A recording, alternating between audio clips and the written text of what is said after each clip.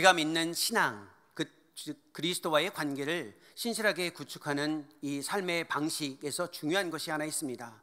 많은 사람들은 신앙에서 지식이 중요하다, 잘 알아야 된다라고 이야기합니다. 또 어떤 경우에는 확신이 중요하다, 잘 알고 확신하면 신앙은 우리에게 모든 것들을 다 풍요롭게 제공해 줄 것이다 라고 말할 수 있는데, 신앙에서 중요한 것은 지식과 확신보다는 삶의 방식입니다. 신앙은 우리의 삶의 방식으로 나타나는데, 삶의 방식은 구체적으로 관계의 방식을 구축하고 구체화하는 것을 뜻합니다. 우리의 삶에서 관계를 구축하는 것은 생각보다 어렵습니다. 많은 것들이 단절되어 있고 상실되어져 있기 때문에 그렇습니다. 예배라는 것은 단절과 상실 속에서 하나님과의 관계를 신실하게 구축하는 과정과 방식의 아주 구체적인 그리고 실천이라고 볼 수 있습니다. 이 예배와 관련된 아주 중요한 특징이 하나 있습니다. 하나님은 우리 가운데 다가오셔서 부르시고 우리는 그 부르시는 하나님께 반응하는 것입니다. 따라서 예배의 가장 쉬운 정의는 우리를 향해 다가오시고 초청하시는 하나님을 향해 우리가 어떻게 반응할 것이냐, 그 반응의 과정과 방식을 가리켜 예배라고 이야기합니다. 이 예배는 우리의 신앙의 주제와고도 연결되어져 있습니다. 우리의 신앙에서 가장 중요한 주제가 무엇일까요? 그것은 아마 창조 그리고 구원일 겁니다. 창조와 구원은 모두 예배와 연결되어져 있습니다. 창조는 하나님이 세상을 지으셨다는 것인데, 세상을 지으심에서 가장 중심은 하나님의 형상으로서의 인간입니다. 오늘 찬양대회에서 고백한 것처럼 인간에 대한 그 존엄함과 아름다움을 우리가 고백할 수 있는 것은 우리가 하나님의 형상이기 때문에 그렇습니다. 예배는 우리가 하나님의 형상이 되어져 갈 수 있도록 하게 하시는 하나님의 선물이자 은혜의 방편이기도 합니다. 또 하나 구원과도 연결되어져 있죠. 제가 이곳에서 몇 차례 주의 말씀을 전하면서 구원에 관한 정의에 대해서 설명한 적이 있습니다. 구원은 요한복음 17장 3절에 보면 이렇게 설명합니다. 유일하신 참 하나님 곧 그리스도 예수를 아는 것이라고 이야기합니다. 우리의 삶에서 그리스도를 인격적으로 알아가는 것과 관련해서 예배는 아주 중요합니다. 이 예배를 통해서 우리는 그리스도를 알아가고 그리스도와의 더욱 깊은 사귐에 이르며 그리스도가 어떤 분인지를 우리의 삶에서 경험합니다. 오늘 우리가 읽은 이사야서 본문은 우리가 하나님 앞에 어떻게 좀 더 신실하게 반응할 수 있을지에 대한 성경의 가르침에 대해서 이야기해주고 있습니다. 이 성경 구절을 통해 우리가 어떻게 하면 하나님이 원하시는 성경의 가르침에 따라 좀 더 신실하게 반응하는 예배에 참여할 수 있을지, 그리고 그것을 통해 우리의 삶이 어떻게 새로워지며 하나님의 은혜 안에 거할 수 있을지에 대해서 생각해보고 다짐하는 시간이기를 소망합니다. 이 본문의 출발은 이렇습니다. 1절인데요 우시야 왕이 죽던 해라고 되어 있습니다. 우시야 왕이 죽던 해에 하나님께서는 이사야에게 하나님이 원하시는 새로운 예배, 하나님이 기뻐하시는 예배를 제시하는 겁니다. 그럼 여기서 하나 생각해 볼 것이 있습니다. 우시야 왕이 죽던 해에 왜 굳이 하나님이 새로운 예배를 이사야에게 보여주고 있느냐입니다. 질문은 이것입니다. 우시야는 하나님을 예배했는가입니다. 질문이에요. 질문에 대한 답을 해주셔야 되는데 답을 구하지 않으니 생각만 하시면 됩니다. 생각해 보십시오. 그리고 답은 하지 마시고 한번 머릿속으로 생각해 보십시오. 우시야는 예배를 했는가 하지 않았는가? 우시야는 예배를 했습니다. 예배를 했는데 하나님께서 우시야가 죽을 때까지 기다렸다가 우시야가 죽은 다음에 하나님이 예배를 새롭게 보여주십니다. 이 말은 우시야가 예배를 했는데 자기가 원하는 방식대로, 자기가 기뻐하는 방식대로, 자기가 즐거워하는 방식대로 하나님을 예배한 겁니다. 예배에서 가장 중요한 출발이 있습니다. 예배를 했느냐 하지 않았느냐가 아니라 하나님이 기뻐하시는 예배를 했느냐, 하나님이 원하시는 예배를 했느냐가 더 중요합니다. 예배의 가장 중요한 출발인데 우리는 내가 예배했느냐 하지 않았느냐만 생각합니다. 나는 예배했다. 그래서 뭐 어쩌라고요? 이런 질문이 우리에게 우리 주변에서 이루어질 수 있다는 겁니다. 하나님이 원하시는 것은 예배의 유무가 아니라 예배가 하나님이 원하시는 방식에 의한 예배이냐라는 겁니다. 그래서 히브리서 12장 28절에 이런 표현이 있습니다. 경건함과 두려움으로 하나님을 기쁘시게 섬길지니, 기쁘시게라는 말은 하나님이 받으실 만하게라는 뜻입니다. 섬기다라는 것은 예배하다라는 것을 뜻합니다. 우리에게 중요한 것은 내가 예배했다 하지 않았다 이 문제가 아니고 나의 예배가, 우리의 예배가 하나님이 받으실 만한 예배이냐 그렇지 않느냐가 훨씬 더 중요하다라는 겁니다. 그래서 요한복음 4장 23, 4절에 하나님은 영이시니 예배하는 자가 영과 진리로 예배할지니라. 왜냐하면 하나님이 영이시니까 그 영이신 하나님에게 부합한 방식의 예배가 필요하다라는 겁니다. 우리의 출발입니다. 나는 하나님을 예배하고 있는가가 아니라 내가 하나님이 원하시는 방식대로 예배하고 있는가, 그 원하시는 방식대로 예배할 수 있는 구체적인 모습이 무엇인지에 대해서 오늘 읽은 본문 이사야서 6장 전체에 나와 있습니다. 만약에 하나님이 기뻐하시는 받으실 만한 방식으로서 이 예배에 대한 마음의 준비가 되어 있다면 나의 예배가 지금 어떤 모습으로 있는지 먼저 확인하는 것이 훨씬 더 중요하고 필요로 하는 출발입니다. 이 본문 전체를 이해하고 하나님이 원하시는 예배에 참여하기 위해서는 9절에 나와 있는 본문을 확인해 보면 우리에게 도움이 됩니다. 여기에 하나님이 원하시는 예배에 대한 하나님의 마음이 담겨져 있기 때문에 그렇습니다. 9절을 보시면 이런 표현이 나옵니다. 제가 읽어드리겠습니다. 여호와께서 이르시되 가서 이 백성에게 이르기를 너희가 듣기는 들어도 깨닫지 못할 것이요 보기는 보아도 알지 못하리라 하여. 10절은 더 중요한데 잘 들어보십시오. 하나님이 무엇을 명령하는지 한번 들어보십시오. 10절입니다. 이 백성의 마음을 둔하게 하며 그들의 귀가 막히고 그들의 눈이 감기게 하라. 염려하건대 그들이 눈으로 보고 귀로 듣고 마음으로 깨닫고 다시 돌아와 고침을 받을까 하노라 하시기로. 이상하지 않나요? 다시 한번 보십시오. 마음을 둔하게 하고 귀가 막히게 하고 눈이 감기게 하라. 이게 하나님의 명령입니다. 승덕교회 성도님들, 수십 년 주님을 믿고 하나님 안에서 신앙생활하고 계십니다. 우리가 믿는 하나님이 이런 명령을 하시는 하나님이 맞습니까? 마음을 둔하게 해라, 귀가 막히게 해라, 눈이 감기게 하라. 이게 하나님인가요? 이 질문 앞에 우리가 생각해야 할 것이 있습니다. 왜 하나님이 이런 말씀을 하시는가입니다. 이것도 하나님은 아주 단호하게 말씀하십니다. 왜냐하면 11절에 보면 언제까지냐면 성읍들은 황폐하여 주민이 없으며 가옥들에는 사람이 없고 이 토지는 황폐하게 되며, 그리고 12절에 뭐라고 이야기하냐면 여호와께서 사람들을 멀리 옮기셔서 이 땅 가운데 황폐한 곳이 많을 때까지 그렇게 하라라는 겁니다. 그리고 13절에서도 아직 남아있을지라도 이것도 황폐하게 될 것이다 라고 이야기합니다. 모든 것이 황폐하게 될 때까지 사람들이 마음이 둔해서 봐도 못 보게 하고 들어도 깨닫지 못하게 하고 마음이 스스로 하나님이 어떤 모습인지 스스로의 모습을 둔하게 하라라는 겁니다. 이해하지 못하도록. 이게 무슨 뜻일까요?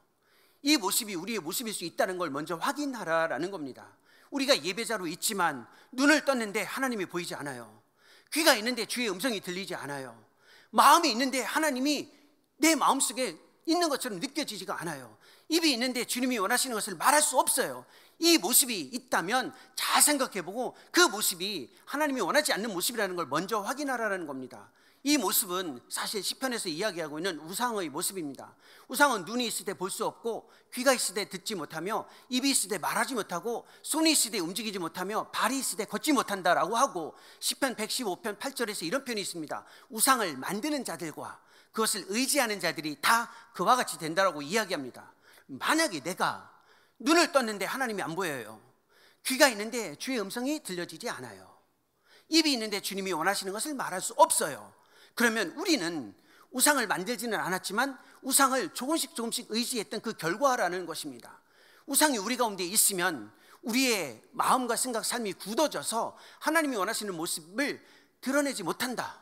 우리가 혹시 하나님이 아닌 다른 것을 의지하면서 살고 있지 않은지 먼저 점검해 보라는 겁니다. 목사님, 저는 우상이 없습니다. 저는 우상을 생각한 적도 없습니다. 알고 있어요. 하지만 우리는 우상 가운데에 우리 주변에 있는 우상이 우리의 삶 가운데 깊이 영향을 미치고 있습니다. 성경에서는 우상이 두 가지가 있습니다. 하나는 애굽에 있는 우상입니다. 형상의 우상이죠. 금송아지입니다. 여기 계신 분 중에 금송아지를 만드는 사람이 어디 있나요? 없습니다. 그러면 그 금송아지는 무엇일까요? 내가 이루고 싶은 것, 내가 반드시 얻고 싶은 것을 먼저 정해놓고 그것을 형상화한 다음에 그것을 얻기 위해 하나님을 이용하는 것, 이게 우상이라는 겁니다.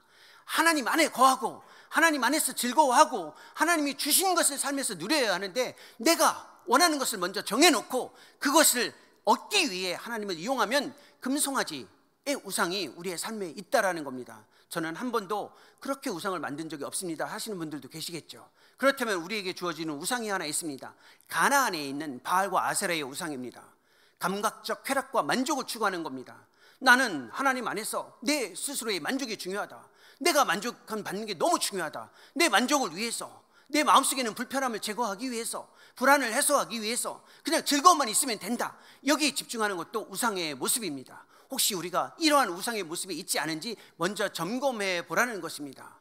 이러한 우상의 모습으로부터 떠나서 하나님이 원하시는 예배에 들어가겠다, 참여하겠다라는 그 마음의 준비가 되어 있을 때에 이 본문에 담겨져 있는 하나님이 기뻐 받으실 만한, 하나님이 원하시는 예배에 대한 이해가 주어집니다. 그러면 이제 우리가 혹시 마음이 둔해지고 눈이 조금 어두워지고 귀에서 주의 음성이 들려지지 않더라도 이제부터라도 주님이 원하시는 예배에 참여하고자 한다면 하나님이 원하시는 예배가 무엇인지에 대한 그 이해를 가지고 한 걸음 나아갔으면 좋겠습니다. 그 출발이 1절입니다. 1절에 이런 표현이 있죠. 우시야 왕이 죽던 해에 내가 본즉 주께서 높이 들린 보좌에 앉으셨는데 그의 옷자락은 성전에 가득하였고, 예배와 관련된 출발입니다.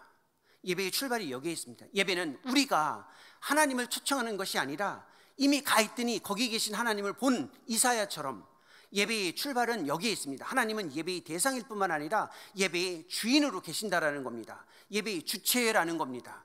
예배의 초청은 하나님이 우리를 초청한 것이지 우리가 하나님을 초청한 것은 아닙니다. 예배에 참여할 때 가장 중요한 태도가 있습니다. 내가 하나님께 무엇인가를 내어드리고 하나님을 위해서 무엇인가를 한다보다 더 중요한 것은 나를 초청해 주신, 우리를 초청해 주신 하나님 앞에 참여하는 반응이라는 겁니다. 이것이 없으면 하나님 앞에서 무엇인가를 해야 된다라는 부담감이 있고 굉장히 어렵습니다. 하나님은 우리를 초청하시되 모두를 초청하십니다. 이게 중요한 겁니다. 하나님이 모두를 초청하셨다라는 말이 아주 중요합니다. 초청의 주체가 하나님이라면 내 주변에 있는 모든 사람들은 하나님의 초청받은 자라는 겁니다. 그래서 기독교 공동체의 예배는 항상 다른 사람이 있어야만 합니다. 어린아이들과 나이 드신 분이 같이 있어야만 합니다. 지적으로 조금 낮은 수준에 있는 분뿐만 아니라 지적으로 높은 수준에 있는 분도 같이 있을 수 있습니다. 경제적으로 좀 낮은 수준에 있는 분뿐만 아니라 조금 잘 부유한 사람도 같이 있어야만 합니다. 사회적으로 높은 계층에 있는 분뿐만 아니라 조금 낮은 계층에 있는 분들도 함께 있어야 된다는 겁니다. 예배는 불편해야 된다는 겁니다. 이 세상은 항상 같은 사람들끼리 모이는 것을 즐겨합니다. 예배는 동아리가 아니고 클럽도 아니고 서클도 아닙니다. 내 주변에 다른 사람이 있어야 하나님이 초청했다는 것을 확신합니다. 승동교회가 가장 건강한 예배가 되려면 혹시 우리 공동체에 누가 들어오기 어려운가를 늘 고민해야만 합니다. 나는 들어올 수 있는데 혹시 내 주변에 이 공동체에 들어오기에 어려워하는 사람이 누구인가? 누가 이 공동체에 들어오는데 힘들어하는가? 또 하나 생각할 것이 있습니다. 내 주변에 불편한 사람이 있어야 된다는 겁니다. 나와 같지 않은 사람이 있어야 된다는 겁니다. 저 사람 때문에 내가 예배 오는 게 힘들다. 내가 꼭 1부 예배 오길래 내가 2부 예배로 바꿨더니 저 사람도 바꿔서 저기에 앉아있는 게 너무나도 보는 게 불편하다. 이게 정상입니다. 왜냐하면 하나님이 초청했기 때문에 내 마음에 드는 사람만 있는 것이 아니라 그렇지 않은 사람도 있다라는 겁니다. 만약에 누군가가 불편해서 예배하는 게 불편하다면 하나님의 마음을 생각해 보십시오. 하나님도 우리 때문에 힘들어합니다. 너 그 사람 불편하냐? 나도 너 불편하다. 이렇게 이야기하신다라는 겁니다. 우리는 늘 항상 이 불편함이 있다라는 것을 받아들이는 것이 예배의 출발입니다. 장애를 겪고 있는 분이 계시다면, 혹시 걸어오는 데에 불편함이 있으시다면, 우리 어르신들이 예배에 참여하는 데에 불편함이 무엇인지, 어린아이들이 아니면 우리의 언어가 익숙하지 않은 다른 언어를 사용하고 있는 분들이 이 자리에 예배에 올 때 어떤 어려움을 겪고 있는지, 이런 것들을 생각하는 것이 하나님이 예배의 초청의 주체이시다라는 것을 인정하는 반응이라는 겁니다. 따라서 예배를 처음 인도해 나가시는 사회자나 기원이나 기도하시는 분들은 기도의 언어에 반드시 하나님이 우리를 부르셔서 그 부르심에 반응한다라는 것을 선언하거나 내용에 담아내는 것이 아주 건강한 예배가 될 수 있습니다. 하나님이 우리를 부르신다는 것은 우리에게 있어서 아주 큰 은혜입니다. 왜냐하면 우리를 존중해 주는 방식이기 때문에 그렇죠. 우리의 기준을 두고, 우리 자신의 기준을 두고 하나님께 오지 말라라는 겁니다. 하나님이 예배의 초청의 주인이시라는 것은 하나님이 우리를 부르셨다라는 것은 우리를 존중해 주는 겁니다. 생활하다 보면 한 주간 너무 멋지게 살 때가 있어요. 이렇게 잘 살 수 있을까라는 때가 있습니다. 그럼 주일이 기다려져요. 그렇죠? 너무 멋지게 살아서 빨리 하나님을 예배하고 싶어요. 근데 살다 보면 그렇지 않을 때도 있습니다. 인생이 망가진 것 같고 막 정말로 실패한 것 같고, 그 다음에 하나님에게서 멀어진 삶의 모습을 가졌던 적이 있습니다. 그러면 예배하는 게 두렵습니다. 둘 다 문제입니다. 왜 문제일까요? 기준을 자기 자신에게 두고 있기 때문에 그렇습니다. 내가 조금 괜찮으면 하나님이 받으시고, 내가 좀 망가지면 하나님이 받지 않을 것이다. 다 문제입니다. 왜? 기준이 자기 자신에게 있잖아요. 하나님은 우리가 조금 잘 살았다고 해서 야, 너 정말 멋지다. 우리가 좀 망가졌다고 해서 너 같은 인간은 내가 못 받겠다. 그런 분이 아니에요. 하나님은 오해하지 말라라는 겁니다. 어떤 경우에도 내가 조금 괜찮게 살아도, 내가 좀 망가진 것 같더라도 나 자신에게 기준을 두지 말고 성령 하나님을 의지해서 그리스도를 통해서 아버지께 나가야 된다라는 이 확신을 가지고 나가라라는 겁니다. 그러니 삶의 자리에서 나 자신에게 기준점을 두지 않고 하나님의 초청에 반응하는 것이 아주 중요한 예배의 출발입니다. 만약에 이게 엉클어져 있으면, 하나님의 초청해 주시는 하나님의 주체, 예배의 주체 되심을 인정하지 않으면 예배의 모든 것들이 망가지기 때문에 그렇습니다. 어떤 마음으로 오셨습니까? 하나님께 내가 드릴 만한 무엇인가가 있다라는 자긍심을 가지고 오셨습니까? 아니면 망가진 내 삶의 모습 때문에 자괴감을 가지고 오셨습니까? 괜찮습니다. 어떤 경우에도 하나님은 우리 자신의 조건을 보고 받으시는 것이 아니라 하나님의 은혜를 통해서 우리 가운데 다가오셔서 우리를 부르시기 때문에 그렇습니다. 그 은혜의 확신을 가지고 나가면 가장 먼저 하나님 앞에 보여야 할 반응이 있습니다. 그것이 바로 3절입니다. 3절 9절을 같이 한번 읽어보도록 하겠습니다. 서로 불러 이르되 거룩하다 거룩하다 거룩하다 만군의 여호와여, 그의 영광이 온 땅에 충만하도다 하더라. 하나님의 부르심 앞에 반응하는 첫 번째 반응입니다. 하나님이 어떤 분이신지, 하나님이 우리 가운데에서 무슨 일을 하셨으며 무슨 일을 하고 계시고 무슨 일을 하실지에 대한 정확하고 분명한 선언입니다. 이 거룩은 하나님의 존재, 하나님의 모습, 하나님의 일하심에 대한 선언입니다. 그래서 예배의 가장 첫 부분에 영광, 경배, 흔히 말하는 닥솔로지가 주어지는 것입니다. 이 하나님을 향한 이 아름다운 고백이 예배에 반드시 있어야 되고 우리가 직면하는 경험이기도 합니다. 하나님의 거룩을, 하나님의 일하심을 우리의 삶으로 고백할 때 중요한 아주 구체적인 표현이 있습니다. 하나님이 어떤 분이시며 무슨 일을 하셨고 무슨 일을 하고 계시며 무슨 일을 하실지입니다. 이것이 우리의 신앙에 나타나면 이미 우리 가운데에서 하신 일을 기억하고 감사합니다. 우리 가운데에서 하신 일을 생각하고 있으면 확신이 주어집니다. 앞으로 우리 가운데에서 하실 일을 분명히 알고 있으면 기대가 주어집니다. 따라서 우리의 신앙에서 중요한 감사, 확신, 기대가 이 영광의 고백과 맞물려져 있다는 겁니다. 이것을 할 수 있는 예배의 구성 요소가 무엇입니까? 신앙 고백입니다. 공예배에서 신앙 고백을 하는 이유가 있습니다. 내가 이 신앙의 내용에 동의한다, 동의하지 않는다가 아니라 이 고백에 내가 속해 있다라는 뜻입니다. 하나님이 어떤 분이신지, 무슨 일을 하셨으며 무슨 일을 하고 어떤 일을 하실지에 대한 이 아름다운 소속에 대한 고백입니다. 하지만 하나님의 영광을 담아내는 정말 아름다운 고백은 찬양입니다. 예배 안에서 찬양은 정말로 중요한 구성 요소인데 하나님의 영광을 선포하는 고백입니다. 중요한 것이 있습니다. 공동체의 예배 안에서 사용하는 예배의 음악은 반드시 가사에 하나님이 어떤 분이신지, 하나님이 무슨 일을 해 오셨으며 무슨 일을 하고 계시며 앞으로 우리 가운데에서 무슨 일을 하실지에 대한 고백을 담아내야 된다는 겁니다. 이것이 예배의 음악의 가장 중요한 기준입니다. 그런데 더 중요한 것이 있습니다. 이 고백을 반응으로 제시하는 겁니다. 왜냐하면 하나님의 초청에 대한 반응이 영광의 선포이기 때문에 그렇습니다. 많은 사람들이 공동체 안에서 사용하고 있는 예배의 음악을 조건으로 생각하는 경우가 많기 때문에 그렇습니다. 우리가 정성을 다해서 하나님을 찬양하면 하나님이 그걸 들으시고 우리에게 은혜를 베풀어 주시겠지, 맞는 듯하지만 위험한 생각입니다. 왜냐하면 우리의 찬양은 하나님의 은혜에 대한 반응이지 하나님의 은혜를 이끌어내기 위한 조건이 아니기 때문에 그렇습니다. 초대교회부터 이방 종교에서 음악을 썼습니다. 모든 종교의 의례에는 음악이 있었습니다. 그런데 기독교의 음악과 이방 종교의 음악의 차이가 있습니다. 이방 종교의 음악의 가장 중요한 차이가 무엇이냐면 대상을 향해, 즉 그들이 믿는 신을 향해 사용하되 그 신에 대한 이해가 달랐습니다. 이방 종교의 신은 항상 화가 나 있습니다. 화가 나 있는데 음악을 정성스럽게 준비해서 올려드리면 그 음악을 듣고 화가 누그러뜨려진다라고 생각을 합니다. 그래서 음악을 항상 조건, 즉 화가 나 있는 신을 이렇게 잠재우고 화를 잠재워서 은혜를 베풀게 하는 수단으로 썼습니다. 기독교의 예배 음악은 아닙니다. 우리가 아무리 정성을 다해서 정말로 화려한 음악으로 하나님께 높이 올려드려도 하나님이 그 음악에 감동을 받아서 은혜를 주는 게 아닙니다. 이미 우리에게 은혜를 주셨어요. 그 은혜를 풍성하게 베풀어 주셨어요. 어떤 경우에도 은혜로 우리에게 다가오셨어요. 그 은혜에 대한 반응이어야 된다는 겁니다. 어줍잖게 내 음악이 다른 음악보다 수준이 높으니까 이 음악을 듣고 하나님께서 우리에게 은혜를 더 주시겠지, 그건 하나님에 대한 오해라는 겁니다. 예배에서 가장 중요한 것이 바로 이 반응인데 음악과도 연결되어 있다는 겁니다. 찬양대, 찬양팀, 회중들이 하는 모든 찬양은 하나님을 감동시키기 위해서 하는 것이 아니라 이미 우리에게 베푸신 은혜에 대한 반응이라는 것을 확신하고 그렇게 참여하라는 것입니다. 하나님은 이미 우리에게 풍성한 은혜를 베풀어 주셨죠. 그 거룩하신 하나님 앞에 다가가는 방식으로서의 신앙 고백과 음악을 흐트러짐 없이 반응으로 사용하는 것, 그리고 실천하는 것이 중요합니다.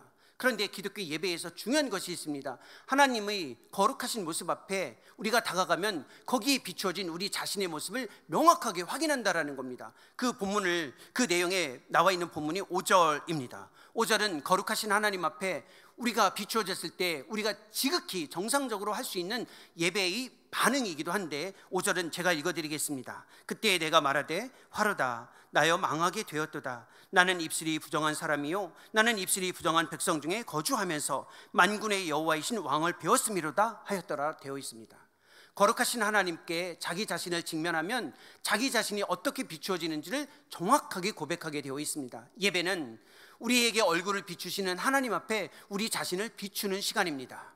우리 스스로를 비추었을 때 그 거룩하신 하나님을 인정하면, 정말로 거룩하신 하나님을 정직하게 인정하면 그 거룩하신 하나님 앞에 내가 어떤 모습으로 비추어지는지를 정확하게 고백하게 되어 있는데, 그 고백은 우리의 연약함, 죄, 그리고 나약함, 부정함에 대한 고백입니다. 하나님의 거룩하심 앞에 어울리지 못하는 우리 스스로에 대한 정직한 고백이 예배에서 중요하다라는 겁니다. 이것이 우리의 가장 중요한 실천이에요. 하나님께 나아가는데 가장 큰 걸림돌이 뭐라고 생각하십니까? 우리의 마음을 낚아채는 사탄은 끊임없이 하나님께 나아가는 걸림돌을 우리 밖에서 찾게 만듭니다. 시설이 문제야, 의자가 문제야, 음악이 문제야, 설교가 문제야, 환경이 문제야 라고 생각하게 합니다. 그게 사단이 우리의 마음을 교묘하게 이끄는 방식 중에 하나입니다. 하나님께 나아가지 못하는 가장 큰 걸림돌은 설교, 음악, 자리, 환경이 아니라 우리 자신이라는 겁니다. 나 자신의 죄 때문에, 나 자신의 연약함 때문에 하나님께 나아갈 수 없다라는 겁니다. 윤리적이고 도덕적으로 무엇인가 잘못했다는 것이 아니라 그냥 기본적으로 우리 스스로의 연약함은 하나님께 쉽게 갈 수 없다, 이걸 먼저 고백하라라는 겁니다. 이럴 때 하나님을 전적으로 신뢰하는 예배가 주어집니다. 우리 스스로가 무엇인가 괜찮다라고 하면 하나님을 신뢰하는 예배는 주어지지 못합니다. 하나님이 원하시는 것은 우리 스스로의 연약함에 대한 분명한 인정입니다. 성경에서 우리 스스로의 연약함을 정직하고 분명하게 제시하는 그 예배의 모습을 보여준 인물이 있습니다. 그게 바로 아벨입니다. 창세기 4장에 보면 예배에 관한 이야기를 하면서 가인과 가인의 예불, 아벨과 아벨의 예물에 대한 이야기가 나옵니다. 아시듯이 가인과 가인의 예물은 하나님이 받지 않으셨어요. 그렇죠? 아벨과 아벨의 예물은 받으셨어요. 그러면 가인은 믿음이 없었을까요? 믿음이 있었어요. 믿음의 차이가 있습니다. 그 차이는 제가 말씀드린 적이 있습니다. 가인은 하나님을 믿었는데 장자권을 가지고 있었기 때문에 절대적으로 하나님을 신뢰하기가 어려웠습니다. 그런데 아벨은 달랐어요. 장자권이 없었기 때문에 하나님을 향한 신뢰가 너무 절대적이었습니다. 흔들림이 없는 절대적인 신뢰가 있었습니다. 우리가 하나님께 나아갈 때 내가 무엇인가를 가지고 하나님이 아니어도, 하나님을 의존하지 않아도 뭔가가 있는 사람이 하나님을 의존하는 것과 하나님이 아니면 안 된다라는 이 확신을 가지고 있는 사람의 의존은 완전히 다르다라는 겁니다. 나의 연약함, 나의 부족함을 인정한다라는 말은 내 스스로의 힘으로 하나님께 나갈 수 없다라는 정직한 고백을 가지라는 겁니다. 그런데 아벨과 관련해서 더 생각할 것이 하나 있어요. 성경에 보면 가인과 가인의 예물, 아벨과 아벨의 예물이라는 표현이 있습니다. 여기에서 성경의 가장 중요한 교훈이 하나 있습니다. 하나님을 신뢰할 때 이게 굉장히 중요한 의미를 가지고 있는데, 이걸 왜 구분해 놨는지 성경의 저자의 의도를 생각해 볼 필요가 있습니다. 우리는 특정한 방식을 통해서 하나님께 나아갈 수 있다라고 생각합니다. 그래서 내가 힘들 때 내가 예물을 내어드리면 이 예물 때문에 하나님을 좀 하나님이 나를 덮어주실 것이다, 이 방식에 참여하면 하나님이 나에게 은혜를 주실 것이다 라고 생각하는데, 순서를 바꾸시면 안 됩니다. 내가 받아들여질 때 내가 내어드리는 것도 하나님이 받으신다는 겁니다. 내가 내어드리는 방식 때문에 나를 보시는 게 아니고, 내 삶을 하나님이 받아들일 때 내가 내어드리는 것도 하나님이 받으신다, 이걸 생각하라는 겁니다. 과부의 두 렙돈을 생각해 보십시오. 작지만 하나님이 받으셨잖아요. 왜? 그 여인을 받으셨기 때문에 그 여인이 낸 작은 것은 크게 보인 겁니다. 그러니 우리가 내가 겉으로 이 정도 하면 하나님이 받으시겠지, 내가 이 정도 하면 하나님이 받으시겠지, 그 생각이 잘못된 건 아닌데 위험할 수 있습니다. 왜? 내가 받아들여져야, 내가 내어드리는 것도 하나님이 받으시기 때문에 그렇습니다. 내 삶이 받아들여짐이 먼저 우선이라는 것을 확신하고 주님께 나아가라는 겁니다. 이렇게 정직한 고백을 하고 나면 하나님의 은혜가 우리 가운데 주어집니다. 그 은혜가 바로 회복의 은혜입니다. 예배에서 가장 중요한 은혜가 바로 회복의 은혜인데, 이렇게 우리의 정직한 고백이 하나님 앞에 주어지고 나면 회복의 은혜가 주어지는데 6절과 7절입니다. 6절과 7절 9절인데 같이 한번 읽어보도록 하겠습니다. 이어지는 9절입니다. 그때 그 스랍 중에 하나가 부젓가락으로 제단에서 집은 바 핀 숯을 손에 가지고 내게로 날아와서 그것을 내 입술에 대며 이르되, 보라, 이것이 내 입에 닿았으니 내 악이 제하여 졌고 내 죄가 사하여 졌느니라 하더라. 하나님이 우리에게 원하시는 가장 강력한 마음이 여기에 있습니다. 하나님이 진짜 예배를 통해서 하고 싶은 일이 무엇일까요? 하나님이 무엇인가를 받고자 하는 마음이 아니라 우리를 회복시키는 데에 관심이 있다라는 겁니다. 하나님께서 진짜 하나님의 영광을 인정하고 선포하고 우리 스스로의 연약함을 인정하고 나면 하나님께서 우리에게 주신 최고의 은혜는 회복입니다. 근데 이 회복이 우리 안에서 주어지지 않기 때문에 밖에서 이 부젓가락 하나가 입술에 대어지는 것처럼 밖에서 주어진다라는 겁니다. 그게 은혜의 경험입니다. 예배를 통해서 주어지는 최고의 경험이 바로 하나님이 우리 자신을 회복하시는 그 회복의 은혜입니다. 그래서 좀 전에 박 장로님께서 기도하실 때 회복의 은혜를 구했잖아요. 이게 예배에서 가장 중요한 핵심이라는 겁니다. 예배에서 하나님이 하고 싶은 일이 있습니다. 회복이라는 겁니다. 어떤 경우에라도 하나님이 하시고 싶은 일은 회복이라는 겁니다. 이 말은 회복되지 않을 사람이 세상에 아무도 없다라는 겁니다. 내 삶이 아무리 망가져도, 지난 한 주간 내 삶이 하나님 앞에서 모든 수치로 정말 다가갈 수 없는 정말 무너짐이 있더라도, 내 삶이 정말로 망가져서 하나님으로부터 멀어진 선택과 결단에 의해서 지금도 마음이 괴롭더라도 하나님은 반드시 회복시키시겠다라는 겁니다. 이게 하나님의 마음이에요. 하나님이 반드시 우리를 회복시키시겠다. 회복하지 못할 대상이 없다. 네가 어떠한 경우라도 나는 반드시 회복하시겠다라는 겁니다. 이게 하나님의 마음이에요. 이게 예배라는 겁니다. 이 예배를 통한 이 경험이 우리에게 중요한 이유가 있어요. 하나님이 진짜 왜 이 마음을 우리에게 보여주실까요? 회복의 능력을 과시하기 위해서가 아니에요. 우리 편에서 주어지는 은혜입니다. 내가 아니면 나를 대체할 사람이 없기 때문에 그렇습니다. 하나님이 끊임없이 어린아이뿐만 아니라 나이 드신 분, 장애를 가지고 있는 분이거나 건강하신 분들, 어떠한 경우에도 다가오셔서 회복하시겠다는 것이 무슨 뜻일까요? 어떠한 경우에라도 나 자신을 대체할 대상이 없기 때문에 다가와서 은혜를 베푸시겠다는 겁니다. 포기하지 말라라는 겁니다. 내 삶이 지금 망가졌더라도 하나님이 반드시 회복하시겠다. 이게 예배의 은혜라는 겁니다. 이 은혜에서 물러서지 말라라는 겁니다. 하나님, 저 수십 년 주님 앞에서 몸부림치면서 지냈습니다. 예배의 자리 기억해 왔고 주를 위해서 신앙을 가졌습니다. 그런데 이게 무엇입니까? 그래도 주님은 그 자리에 계십니다. 그리고 끊임없이 다가오셔서 우리를 회복하시기 위해 지금도 그 마음을 드러내신다라는 겁니다. 그 회복의 은혜가 우리에게 주어질 때 우리의 삶 자체가 새롭게 바뀌어지고 우리의 삶이 새로워집니다. 그것이 바로 이 본문에서 가장 우리에게 익숙한 구절에 담겨져 있습니다. 우리가 그리스도의 은혜가 주어져서 회복이 주어질 때 하나님이 그 회복을 통해서 기대하는 것이 하나 있습니다. 그것이 이 세상에서의 삶을 하나님과 함께하는 삶으로 살아가라는 겁니다. 6장 8절의 구절은 어려서부터 너무 많이 들었던 이야기 아닙니까?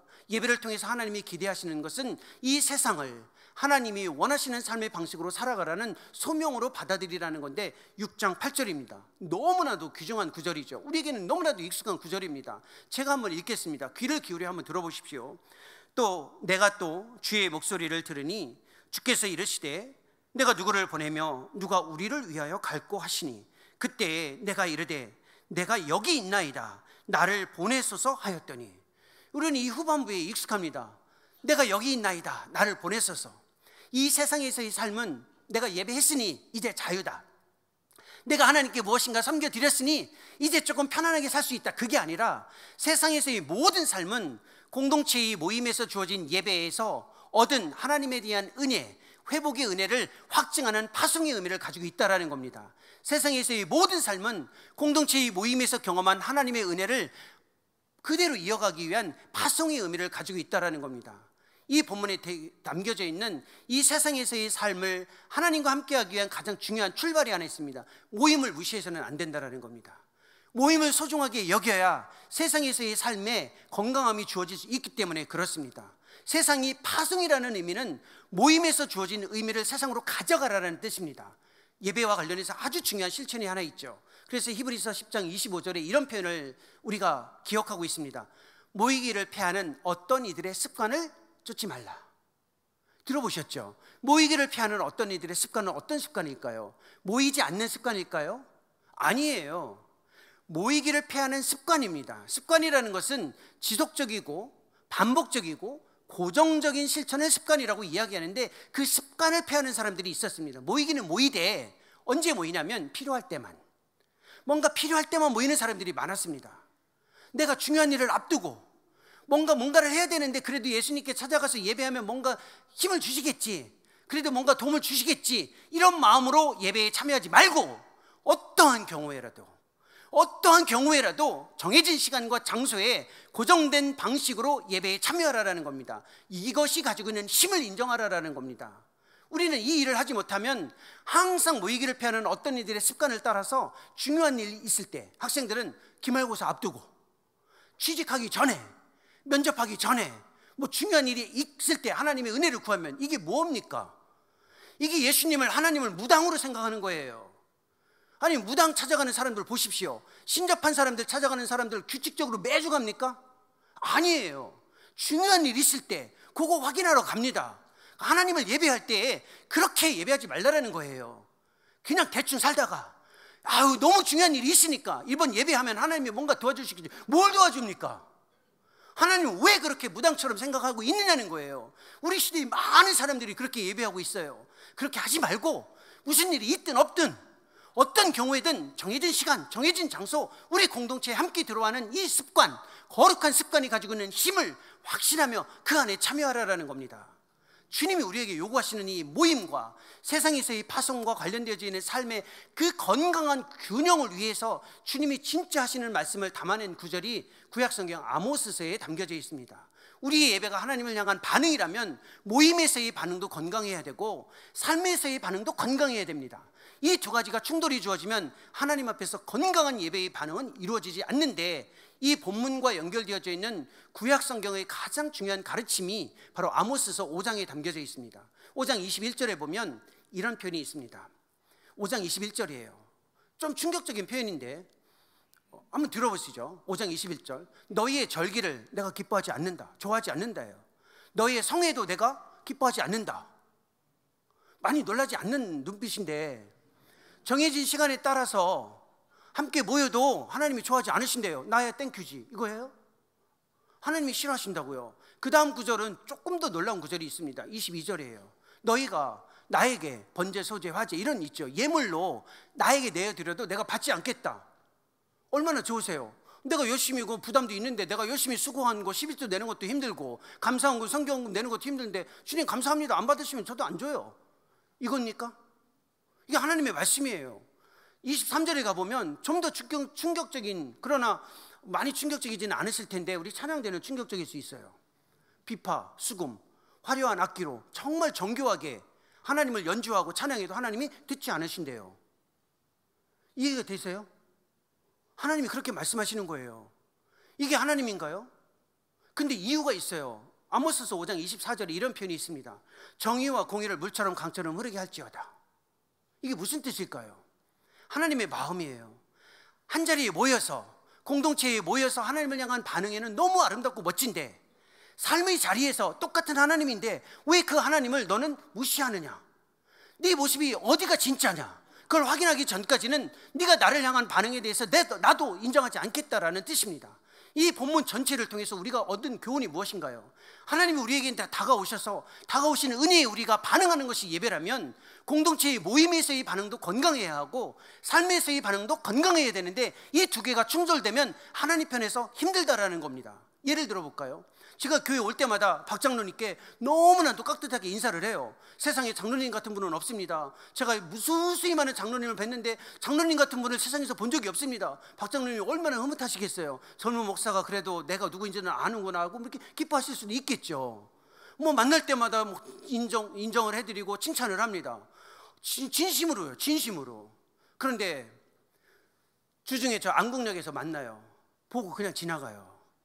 종로 3가역에서 만나요. 보고 지나가요. 그러면 박 장로님이 뭐라고 생각하시겠습니까? 처음에 이렇게 생각하시겠죠. 이 목사님이 나를 못 보셨나 보다. 박 장로님이 나쁜 분 아니에요. 그렇게 생각해요, 처음에는. 그런데 주일마다 와서 제가 인사를 깍듯하게 하고, 또 주중에 을지로역에서 삼가역에서 만나고 안국에서 만났는데 또 눈을 뻐끔 쳐다보고 그냥 지나가요. 그러면 장로님 뭐라고 생각하시겠어요? 이 인간은 이런 인간이구나. 승동교회 예배당 안에 들어오면 그렇게 나를 인정해주고 그러더니 길거리에서 만나면 그냥 지나가는 아저씨처럼 보고, 이거 도대체 이게 뭐가 진짜야? 이게 인지상정이잖아요. 하나님이 우리에게 하시는 말씀이에요. 너희들이 항상 이 교회 공동체에 예배당에 오면 하나님 앞에서 아주 깔끔하고 멋지고 진실되고 간절하게 기도하고 찬양하고 있는데, 네 방에서, 네 직장에서, 도서관에서, 식당에서, 길거리에서 내가 똑같은 얼굴빛으로 너를 보고 있는데 너는 왜 거기서 나를 향한 반응이 왜 승동교회 예배당에서의 반응이랑 다르냐? 뭐가 진짜냐? 내가 그거 확인할 때까지 네가 무엇인지 모르니 받지 않겠다. 그 말을 아모스가 이야기하는 겁니다. 예배의 가장 중요한 교훈이 무엇인가요? 하고 싶은 대로 하는 게 아니고 내가 모인 자리에서 무엇인가 표현하는 것도 중요하지만 그 하나님이 우리 모임 속에도 있고 삶의 자리에도 똑같은 하나님으로 계시다는 겁니다. 그 똑같은 하나님을 향해 내가 잠을 자도, 아침에 일어나도, 화장실에 가도, 밥을 먹어도, 물 한 잔을 마셔도, 친구를 만나도 그 자리에 계신 하나님이 이 영광스러운 승동교회 예배당이 132년 된 이 자리 안에 계신 하나님과 동일한 하나님이라는 걸 인정하고 반응하면서 살아가라는 겁니다. 이것이 예배의 가장 강력한 하나님의 요청입니다. 이 위대한 하나님을 향한 반응에 흔들림 없이 살아가시고 모임과 삶에서 이루어지는 그 위대한 은총 앞에 흔들림 없는 예배자로 승리해 나가시기를 소망합니다. 기도하겠습니다. 살아계신 하나님, 우리 가운데 찾아와 우리가 내어드리는 예배를 받으실 뿐만 아니라 우리 예배를 위에 주체로 계시며 초청해 주셔서 감사합니다.